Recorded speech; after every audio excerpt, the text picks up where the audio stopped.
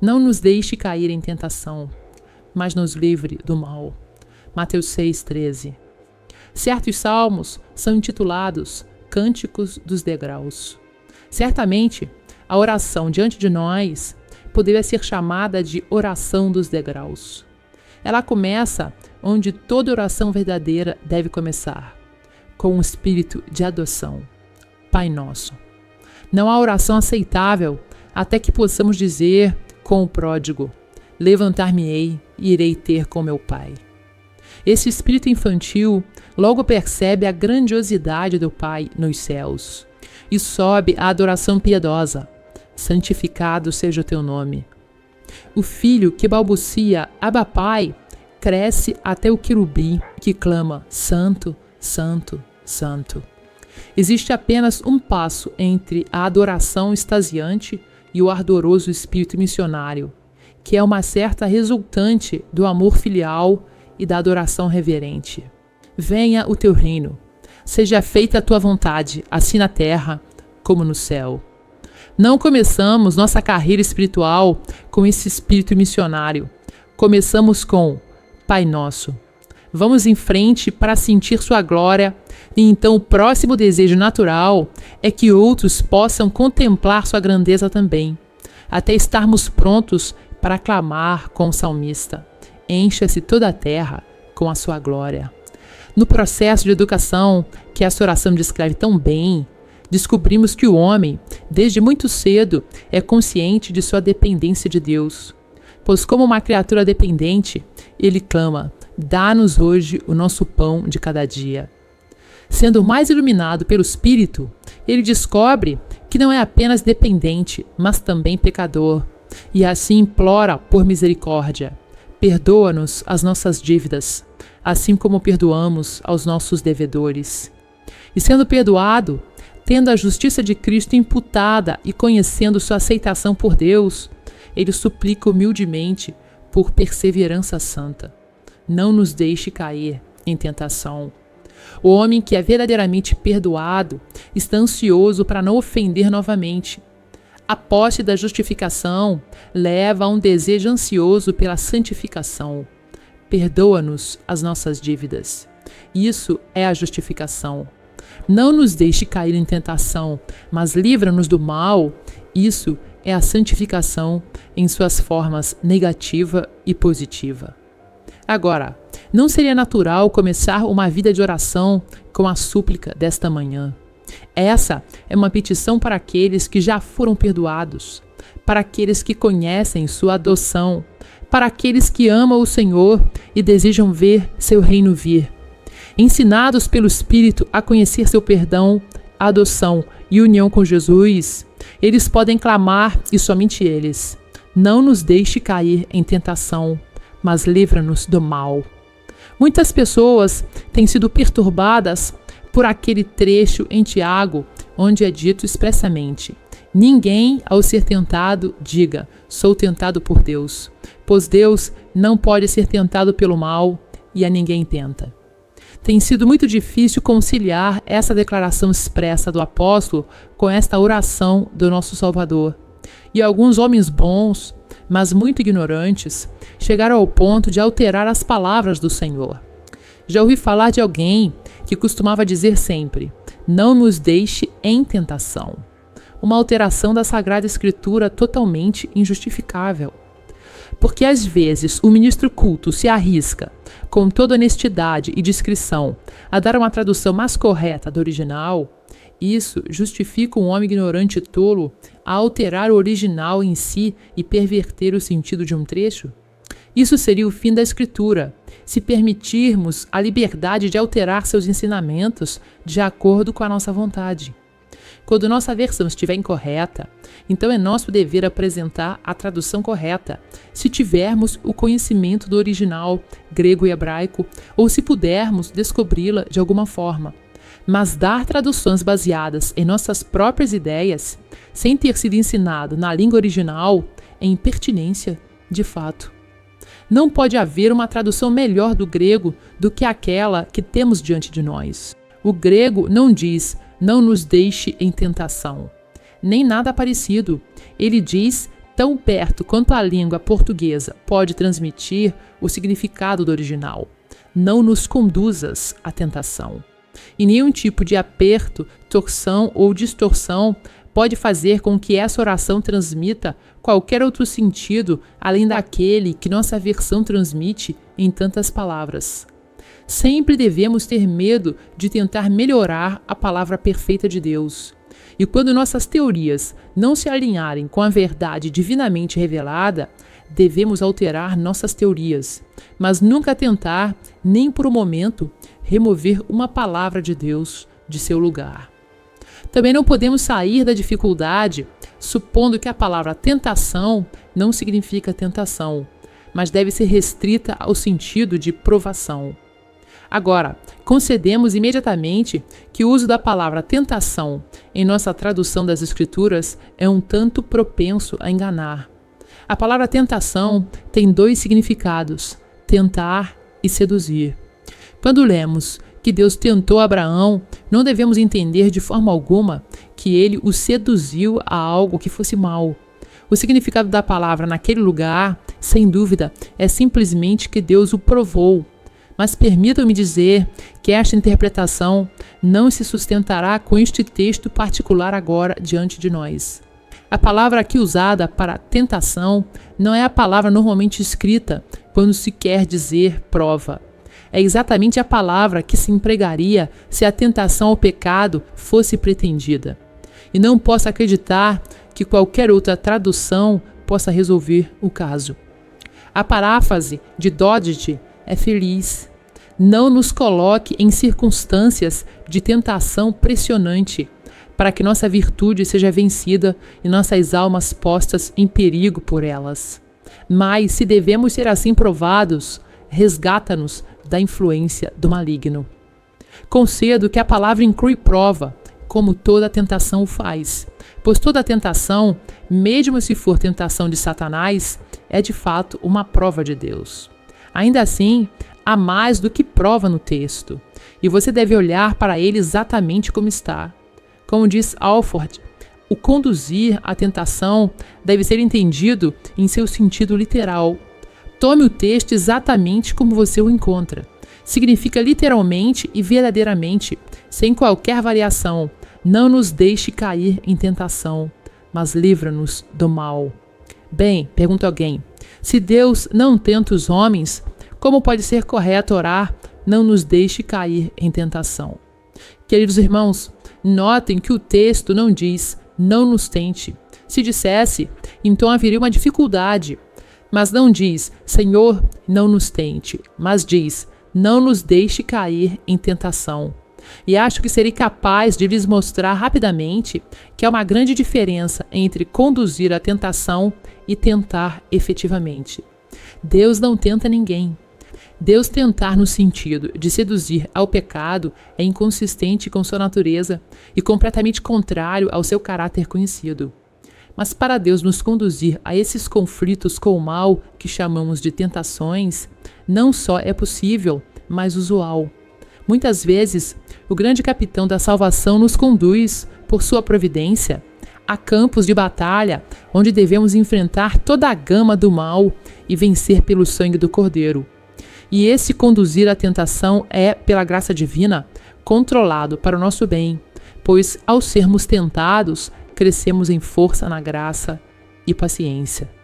Nosso Deus e Pai pode, por fins sábios que, em última análise, servirão à sua própria glória e ao nosso lucro, nos conduzir a posições onde Satanás, o mundo e a carne possam nos tentar. E a oração deve ser entendida nesse sentido de uma humilde desconfiança própria que recua do conflito. Há coragem aqui, pois o suplicante olha calmamente a tentação nos olhos e teme apenas o mal que ela possa causar nele.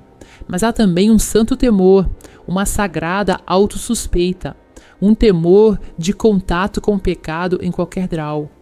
O sentimento não é inconsistente com toda alegria quando as várias tentações vierem. É semelhante ao, se possível, passe de mim este cálice, do Salvador, que não o impediu de beber o cálice até o fim. Deixe-me observar que Deus, de maneira alguma, leva os homens à tentação a ponto de ter alguma parte na culpa do seu pecado se eles caírem nele. Deus não pode, de forma alguma, tornar-se coparticipante do crime do homem por qualquer ato seu. Como bem observa o bom e velho Trapp, Deus tenta os homens para provação, mas nunca para perdição. O diabo tenta os homens para arruiná-los. Deus prova os homens e os coloca onde Satanás pode tentá-los, mas ele os conduz à tentação para a prova, para que a palha seja peneirada do trigo, para que a escória seja separada do ouro fino.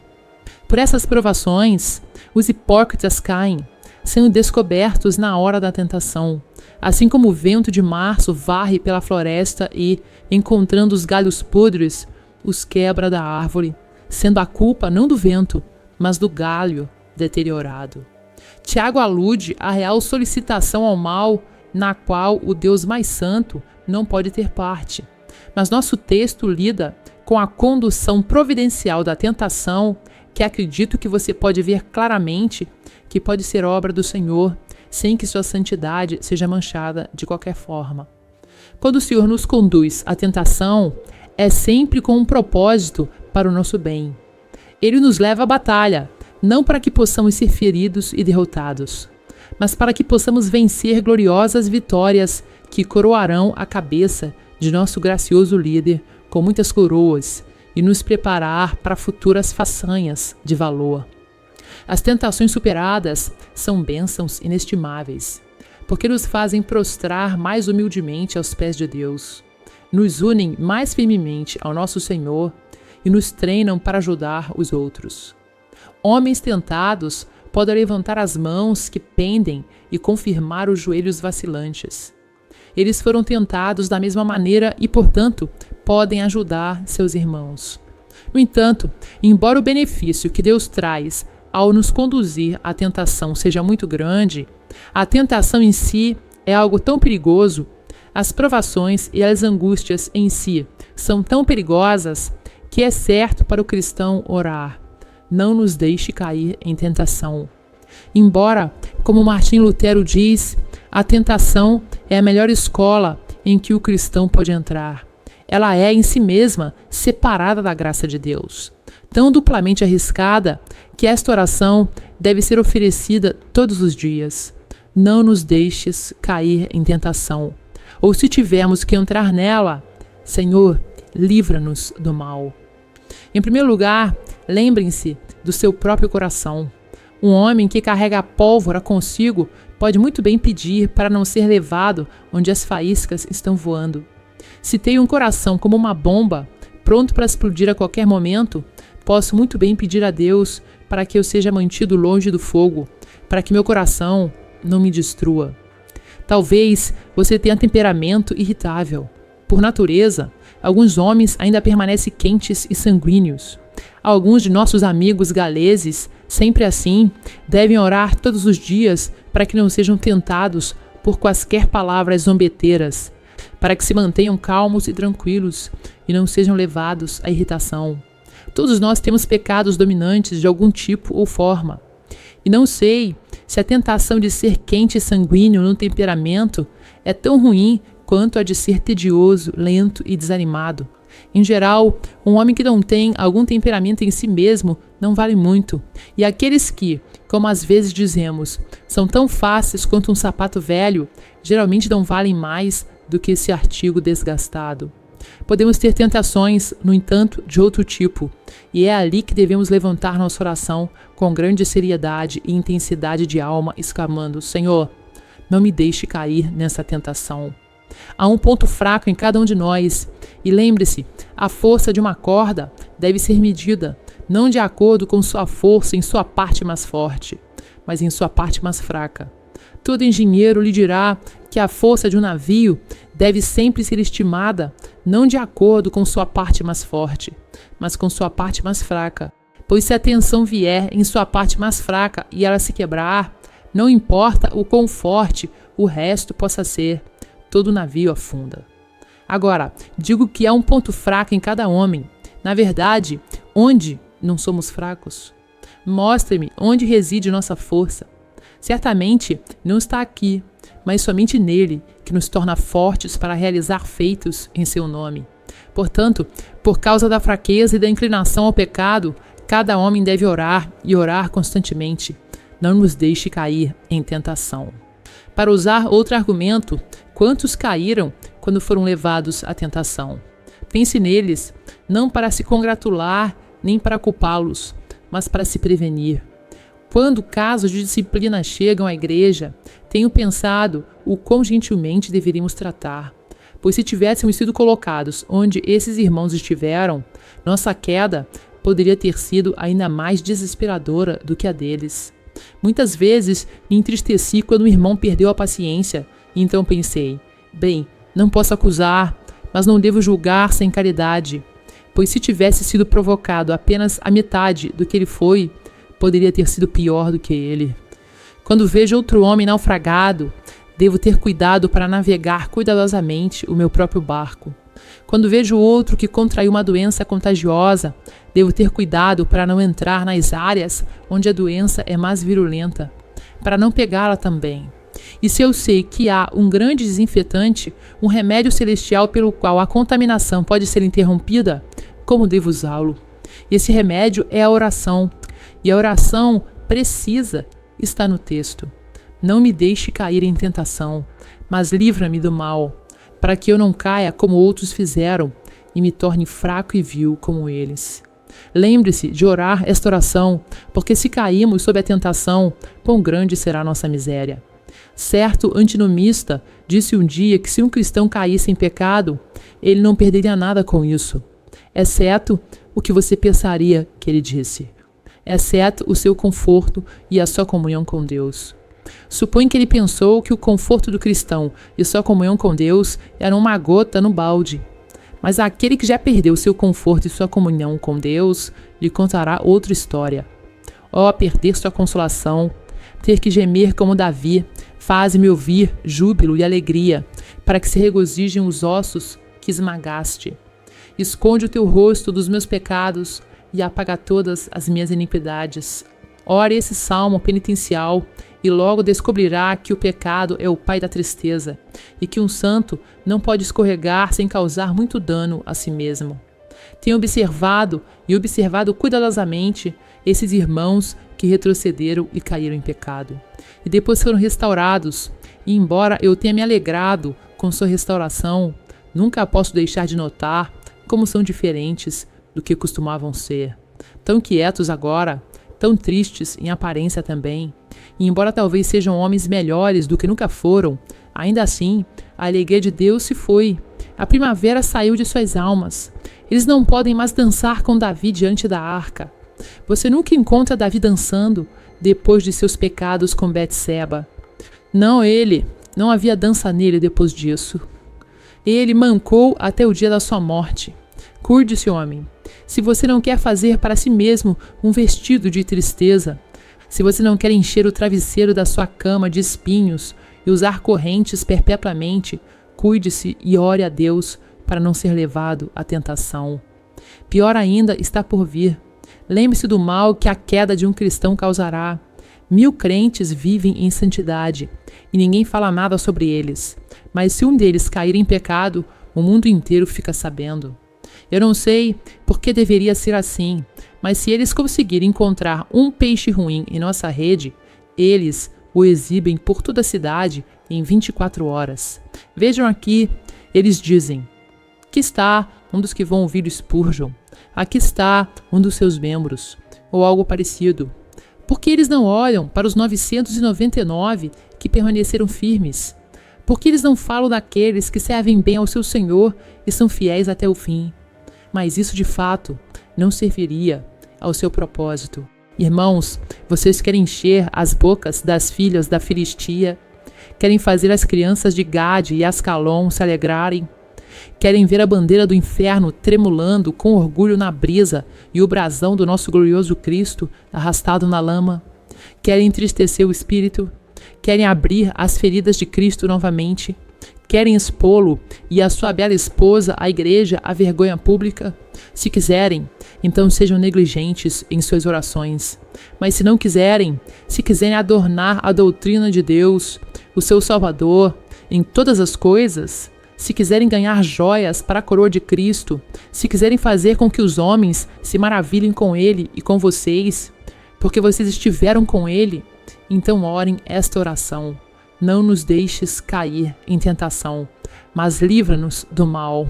Não sei porque este texto deve vir neste domingo em particular, mas é bem provável que sua vida esta semana o deixe saber o porquê. Assim diz o Senhor para alguns de vocês: esta semana eu os peneirarei e os provarei. Ore para que você não entre em tentação. Cristo intercede por você, pois Satanás deseja ter alguns de vocês para peneirá-los como trigo. Una suas orações com as súplicas de Cristo para que sua fé não falhe. Não sei, não sou profeta, mas sinto um chamado para alertá-los sobre a vigilância. Pode acontecer algo que nos faça agradecer a Deus por este aviso. Estamos prevenidos porque fomos avisados. Podemos colocar nosso capacete a tempo, cingir nossa couraça e nossas sandálias de bronze e pegar em nossa espada, pois a batalha está chegando e o Senhor soou a trombeta e nos ordenou a clamar: não nos deixe cair em tentação. Essa oração não é adequada para alguns de vocês. Vocês não precisam ser conduzidos à tentação, pois já vivem nela. Um homem pode orar para ser mantido fora da água, mas um peixe não pode, pois vive nela. Da mesma forma, vocês, cujo elemento natural é o pecado, não podem orar: não nos deixes cair em tentação. Há outra oração que vocês precisam fazer antes de chegar a esta, que é: perdoai os nossos pecados. Orem por isso hoje, e então orarão: não nos deixe cair em tentação amanhã. Seus pecados estão acusando vocês diante de Deus hoje. Suas transgressões clamam no trono da misericórdia. Ouça o seu clamor. Elas clamam: justiça, justiça, justiça. Senhor, castigue aquele homem. Senhor, faça-o se perder. Com vozes roucas, elas clamam alto: deixe-no se perder, joguem-no fora. Enquanto seu pecado clama contra vocês, vocês não orariam por misericórdia? A misericórdia está pronta para ouvi-los. O trono da graça é de fácil acesso. Cheguem diante de Deus e digam: Senhor, eu sei que Jesus morreu e levou sobre si os pecados de todos aqueles que confiam nele. Eu confio nele por sua causa, Senhor. Perdoe minhas transgressões e deixe minha dívida ser apagada por seu sangue. Ele os ouvirá, pecadores, e antes de saírem por aquelas portas, seus pecados podem ser perdoados, e vocês podem estar brancos na justiça de Cristo e imaculados como a neve recém-caída. Depois disso, usem meu texto e orem a Ele que é capaz de impedi-los de cair. Não nos deixes cair em tentação, mas livra-nos do mal. Lembro quando a tua luz brilhou, meu coração se despertou. Desde ali pude sentir, tua presença me chamou. Tão real e sem igual, quando percebi, me vi já rendido ao teu querer. Nada mais me faltará. Porque busquei em ventos tão incertos, se em ti, Jesus, eu sou completo. Eu andei por tantos caminhos, mas só me perdi, porque tentei construir sem ti. Se a minha história começou quando encontrei teu amor. Agora sei que nunca mais estarei sozinho. Tua verdade me envolve e me ensina a confiar. Jesus, hoje sou liberto, fui chamado para te seguir, e não preciso me prender ao que virá, pois és meu guia. Vejo há promessas a cumprir, cada passo vem de ti, tudo entrego em tuas mãos. Sei que és o meu Senhor. Posso olhar além e ver que jamais me deixarás. Teu amor me sustentou, em ti vou descansar. Eu procurei em forças passageiras, mas só em ti a vida verdadeira. Tentei andar sem tua graça, mas me enganei.